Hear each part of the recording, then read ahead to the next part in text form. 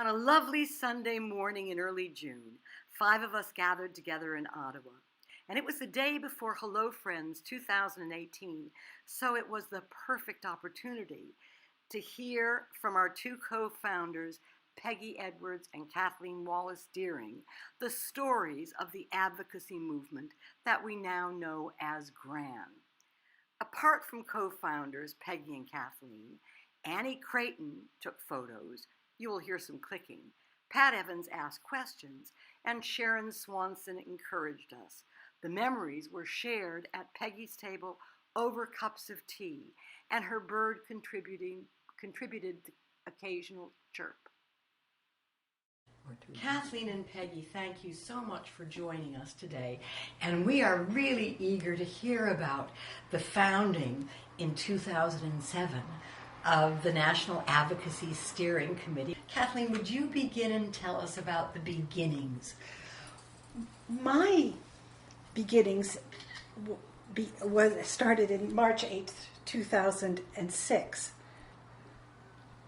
when my friend Barbara Clay, who had recently retired, phoned me to say a mutual friend, Walter, had just phoned her to say, "Madam, are you finding meaning and purpose in your retirement, or are you looking for something? And if you are, get today's Globe and Mail."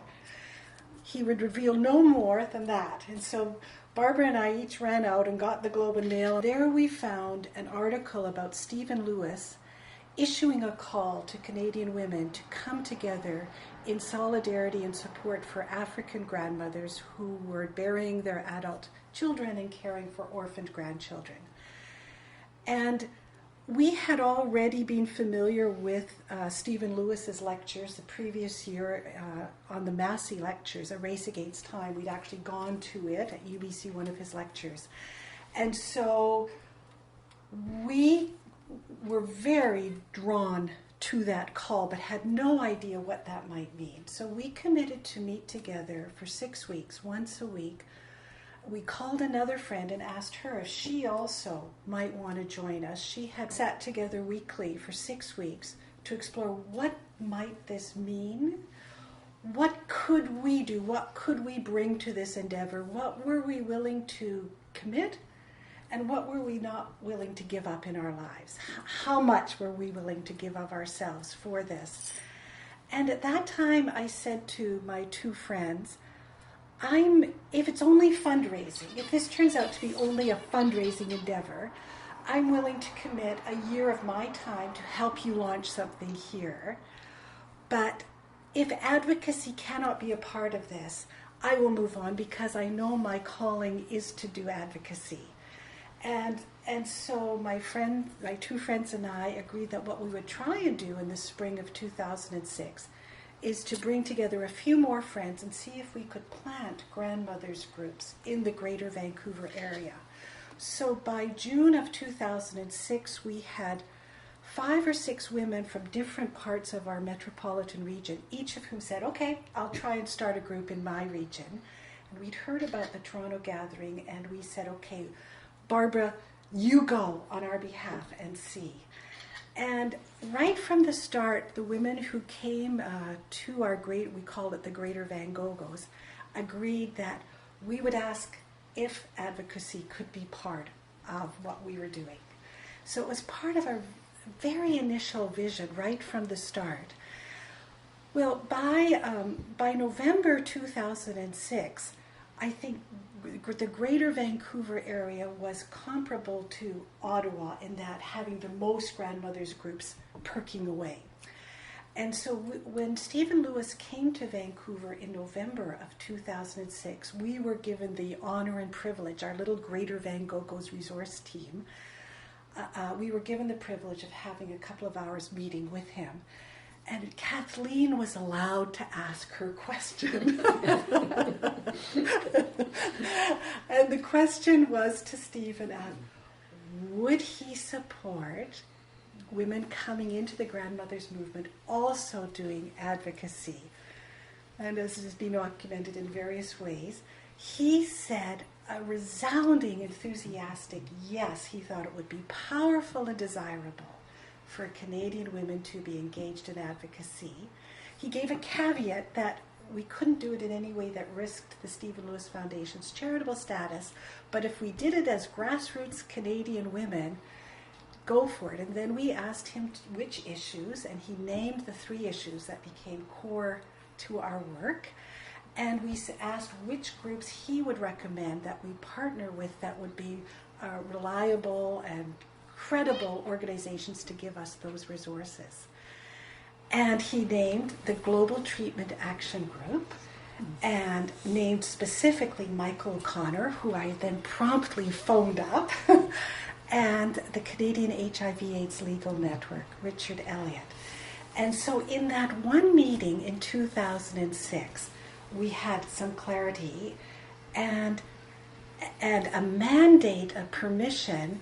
And so within our Greater Van Gogh's regional resource team, which was essentially the coordinators of the regional groups, I was mandated to convene a Greater Van Gogh's advocacy committee. And we met for the first time in the home of Barbara Clay, whom I mentioned. The SLF was in support of this idea, and they would help us find women in the regions who had an experience or passion for advocacy. And so on May 23rd, 2007, we had our very first national call that the Stephen Lewis Foundation provided us with the conference line. And we formed the NASC, the National Advocacy Steering Committee, with regional reps from BC to Nova Scotia. And to my dismay,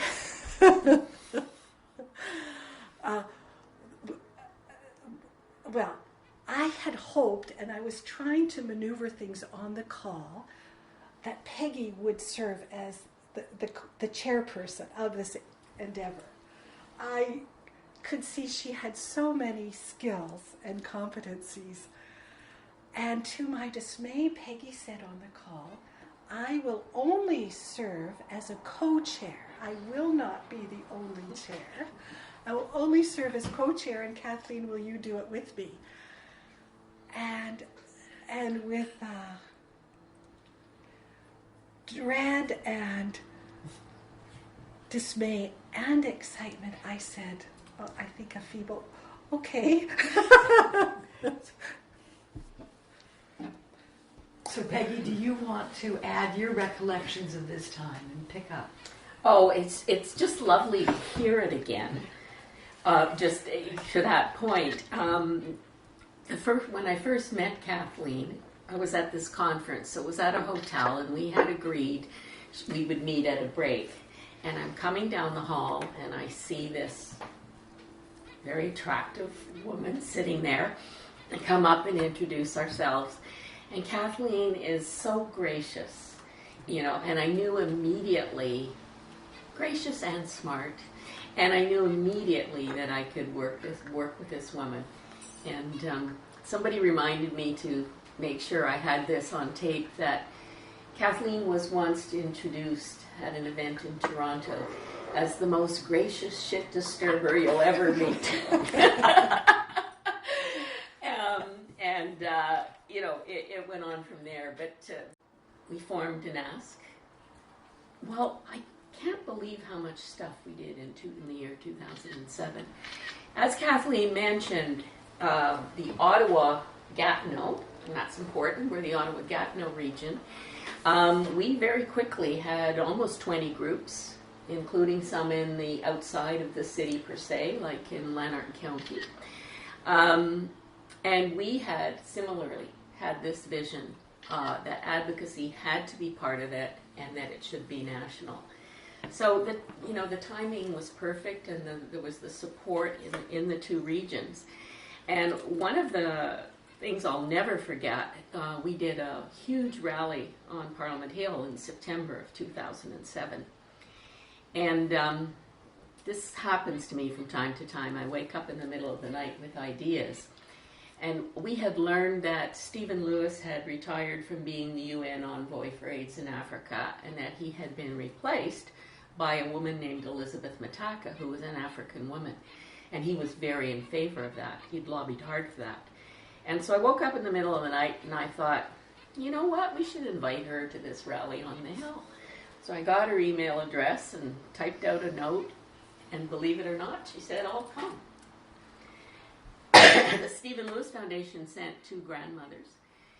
One of them was Mama Darlena, and that was the start of a friendship that has continued. So we organized a large march. We had over 500 people.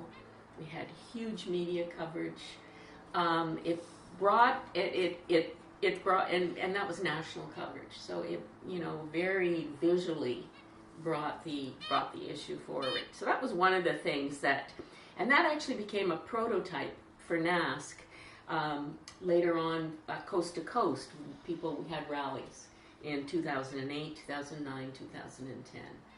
But the memory of that first one is, I'll never forget. Now, as you think back, and you've described so well those very early days, what about the feelings? Excitement, frustration, exhilaration, what else? I would say the overwhelming feeling for me was excitement. It was positive from the get-go. And I was so taken by these wonderful women that I have met, lots of mostly over the phone. But they were committed, they were passionate, they were funny, they were smart. I just knew that it was going to work. Do you want to add anything, Kathleen? Well, I do. And at the very end of A Story Evolving, I wrote, from the start, I've experienced our advocacy work in the grandmother's advocacy work as a blessed endeavor, in which each step of the way, women have joined our work, bringing the skills we've needed, along with goodwill, passion, and commitment. And as each of us contributed our own particular gifts, the results have been extraordinary, and it's been a delight to behold and be part of. The women whose skills and experience we needed emerged and said, "Yes, I'll join." And so there was such a complementarity that it was really, I had for many years been in my own, little puddle, the chairperson of a group that I was urging, encouraging, affirming. And it was the first time, I believe, that I had been part of a truly true set of peers with complementary skills and gifts. Yeah, I have gaps in my skills and frailties and deficiencies, but that's okay because others have what I lack, and together we can do great things.